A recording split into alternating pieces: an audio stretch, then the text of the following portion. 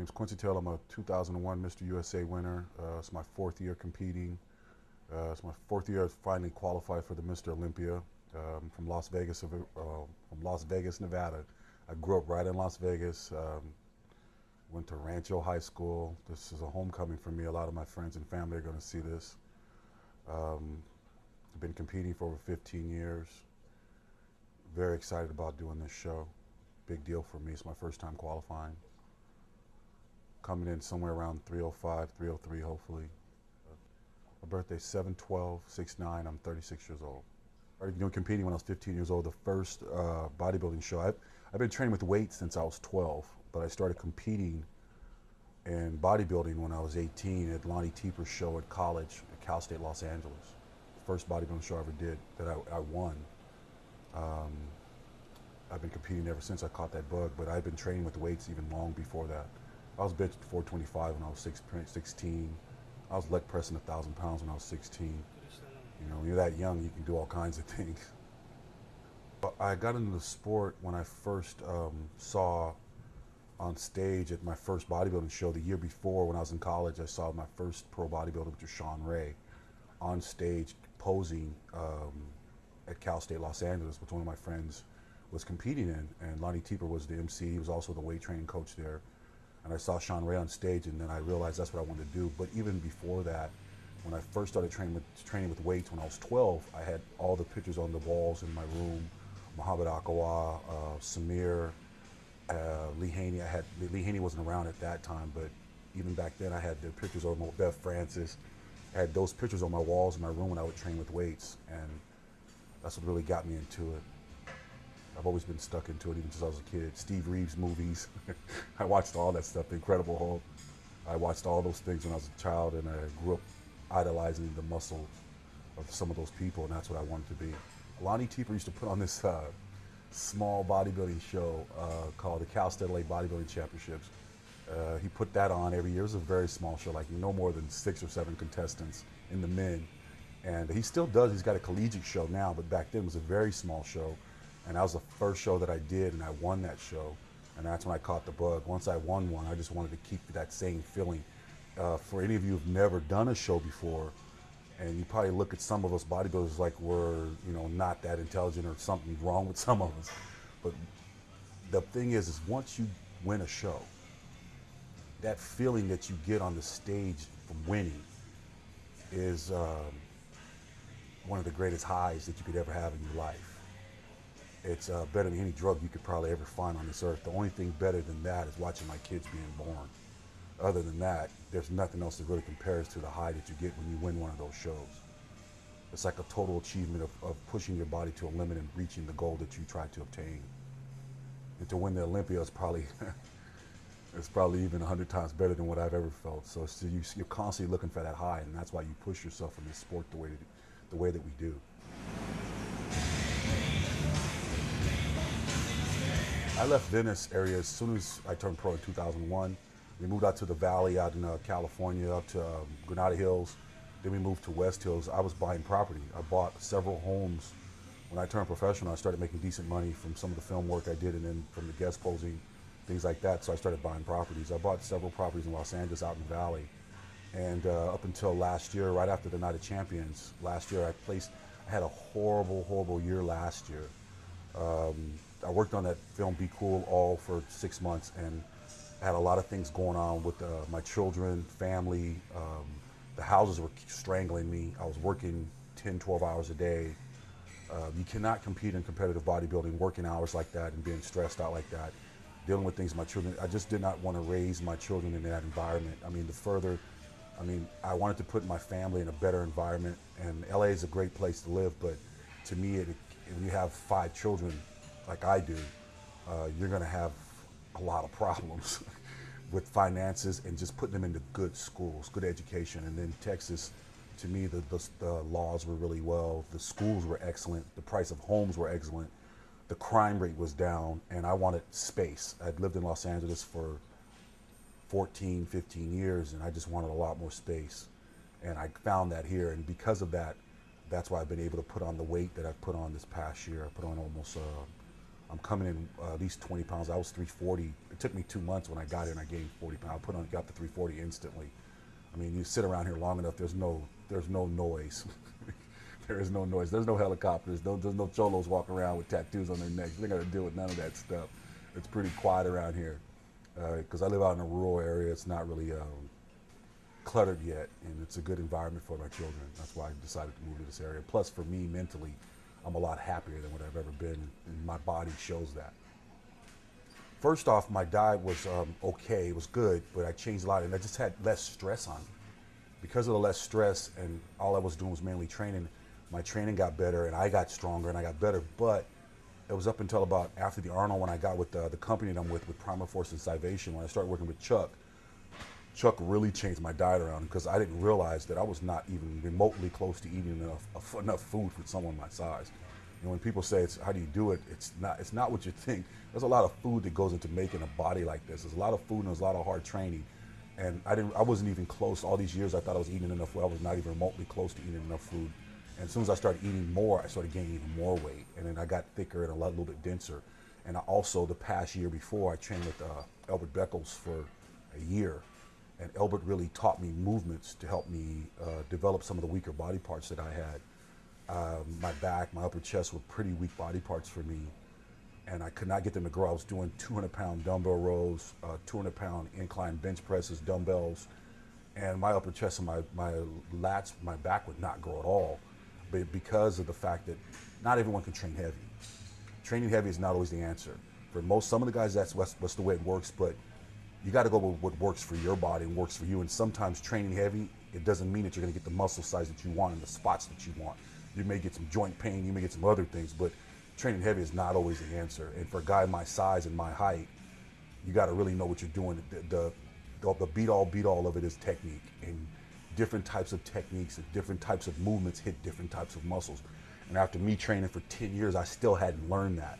But after you train with a guy like Albert Beckles, you're going to learn that really quick. And I applied some of the stuff that Albert taught me, and then the less stress over here, and then on top of it, I started adding more weight to the exercises he taught me, and my body grew. And I'm very happy with it. It took me 4 years to get the size of my lats that way that I wanted. But next year, there's only been 1 year, good 6 months of me eating this way, 7 months, and I put on some good solid weight. But if I can go a whole year, I'll see what happens then. I'm guaranteed. I know that now that I know how, I know that I can put on at least another 15 to 20 pounds without my stomach getting bigger. And that's been my goal since I turned pro, is never to let my abs come out. I do not want my abs stick. I'm too tall and to have my stomach stuck out. I refuse to let that happen to my physique, because when this is all over, I still want to look decent. Albert, all of last year, I trained with Albert Beckles all of last year, in California and North Hollywood, before we moved here. When I had a bad year that year, the only thing good about that year, the only thing good about last year, I did the Florida Extreme show, I did the Night of Champions, I placed horrible. The only thing good about that whole year was training with Albert. But the problem was, because I had never did some of the exercises he had me doing, I had to let my ego go and go a little bit lighter, but that made me a lot smaller. And my supplements were all off. Just my mind wasn't right. If your mind's not right, you can't compete. I had too many things going at once. But once I got here, I moved here right after the Night of Champions, so I've been here almost a year and a half. And before that year, before I got here, I trained with Albert for almost a year, and he taught me a lot of movements. And I can't wait to get back to, once I get settled here even a little bit more, to go to Los Angeles and train for another 6 or 7 weeks with him to learn even more from him.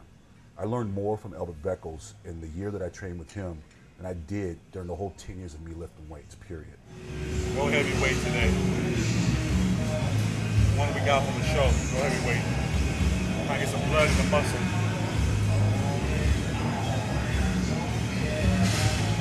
Rather have my muscles big instead of my ego. The muscles don't know how much you're lifting. Yeah, he's back in a different time period, but Albert's in a different time period. I get a lot of information from different people. You have to be able to, like, I train with Hani Rambot, and a lot of things Hani wanted to do, I couldn't do I'm not built to do that. So you have to take the best things from people that you can do and apply it to yourself.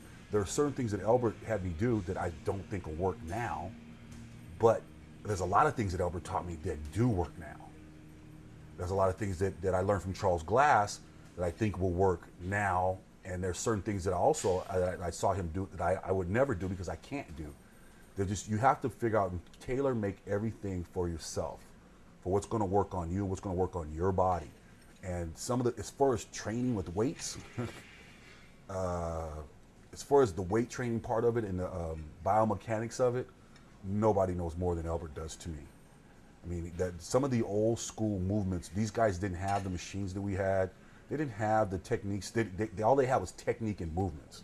And that's why they had the physiques that they have. They didn't have the subs that we have. They didn't have the knowledge on certain things that we have now. So if you apply that, it's a fact. Some of the other guys, they don't believe in applying some of these things. They believe in heavy, heavy, heavy. But once I learned that and I started to grow, I'm a believer in it now. I mean, there's no substitute for going heavy, but if you're not doing it right, it doesn't matter.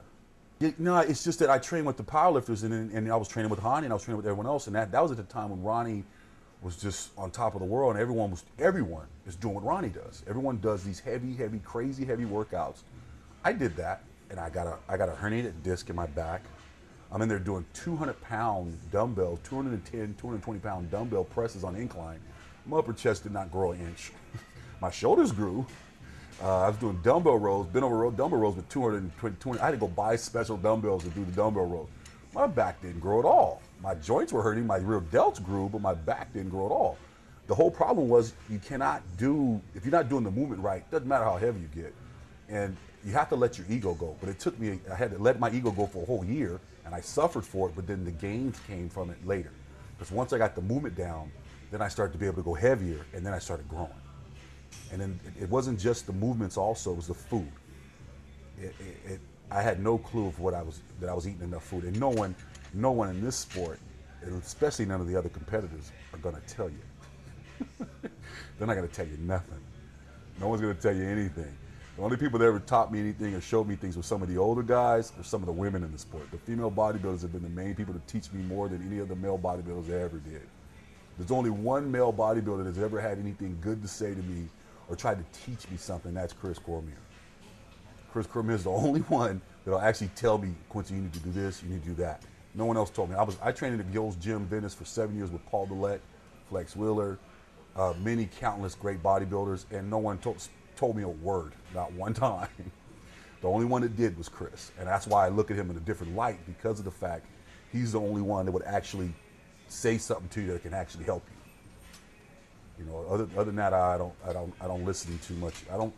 I've gotten to a point where I'm known for being the guy that stays to myself. I don't run around. I don't hang out with most of the other bodybuilders. I tend to be alone, do my own thing, and stay to myself. And that's because I trained at Venice for 7 years. I learned to stay to myself and do my thing.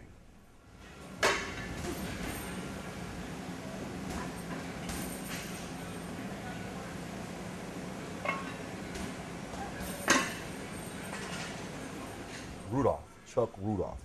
He works for Primal Force Salvation. He's the one that does all my diet. He does all my diet, all my vitamins, my proteins, all that stuff for me. And when he taught me, when Chuck got a hold of me is when I started really, really growing. Chuck taught me that I wasn't eating enough food. And he knows a lot about the food intake of how this thing works. Calories, food, just not just calories, what food goes well with what foods, like what carbs will probably work better. He believes in certain things, and we butted heads on certain things, but certain things do work well on my body. My calorie intake was horrible. It was only 3,000 calories a day. And for a guy my size, or the size that I wanted to obtain, that was not even remotely close to being enough. I needed over 7,000 calories, at least.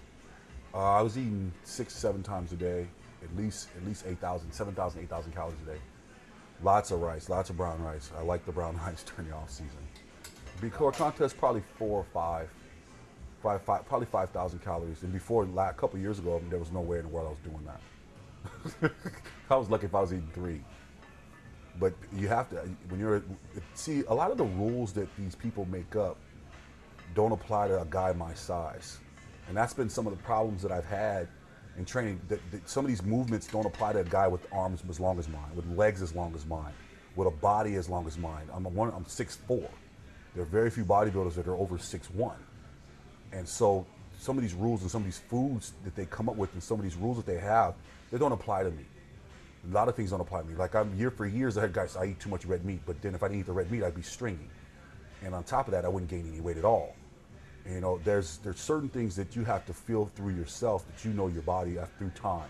And I've been doing this for a long time, and I've learned my body a lot. I need to be, at least, in order to be effective, I think this year I'll come in 305, 306, somewhere around there. But to be effective in this competing, I think I could place very well this year. But in order to be very effective, I got to be like 315, 320. At least that's what I believe. At least 315, 320. I've been a little bit blessed with a little bit decent genetics, and my joints aren't that big, my waist isn't that big, so it tends to make me look bigger and heavier than what I am.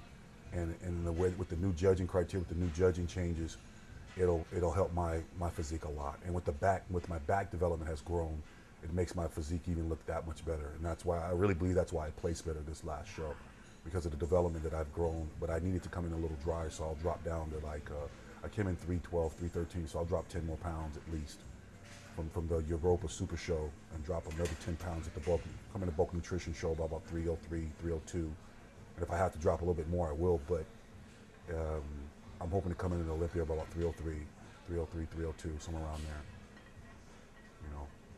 Yes, first time, this is my first time going, I don't know what to expect. I did the Arnold twice, got 9th in the Arnold 2s in a row. I'd be very happy if I can at least get top 10. I'll be very, very happy if I can get top 5 somewhere, but we'll see what happens. But my goal is now is just to keep re-qualify again, because I know this is my first year, and I really believe that I've only scratched the surface as far as my size goes, because I've actually found the key for my body of what works and what helps me grow. And so I think another year, I need another year in the oven to cook a little bit longer, and then I think next year will be a lot better year for me. This year I just would love to just be able to make an impact. And I think that I can. Because of the new judging, it's going to be a lot better for me. A lot of the guys I think the guys that don't have the lines are going to have to come in a lot harder and a little bit smaller, which for me is even that much better, because I do have the lines and I'll look even that much bigger standing next to them, I think. So we'll find out in October. Well, when you're as tall as I am, the disadvantage is it takes you twice as long to fill out. I mean, I turned pro in 2001, I was 275. It's 4 years later, and I finally filled out my frame enough to actually get to go to the Olympia. But there's disadvantages, because when you're tall, it's twice as hard to fill out. You're prone to injuries a whole lot more than what a smaller guy is. But the advantages are, when you are taller, if you do put on the size, it's 5 times more impressive. There's been so many times when I've been at shows and I'll stand up from the table, people come to meet me, and they're actually in shock that I'm actually as tall as I am. And the first thing out of their mouth is, man, you're one of the tallest bodybuilders I've ever seen. People are a lot more impressed or in awe when you're taller, when you're at least over 6'1", 6'2". And if you're over that, they're really in awe, because I'm kind of surprised. Even every now and then I think about it, I kind of ask myself, what the hell am I doing here? Because I'm one of the only tall guys in the whole sport, and it's kind of like I've actually been blessed a lot to actually be here, you know. So I just know that if I keep going the way that I'm going and I keep putting on the size that I need, it may take me a little bit longer to get to the end of the road, but when I do get there, a lot of people ain't gonna be real happy with it. Because once I get there, I'm gonna stay there for a while, because I'm too big to miss.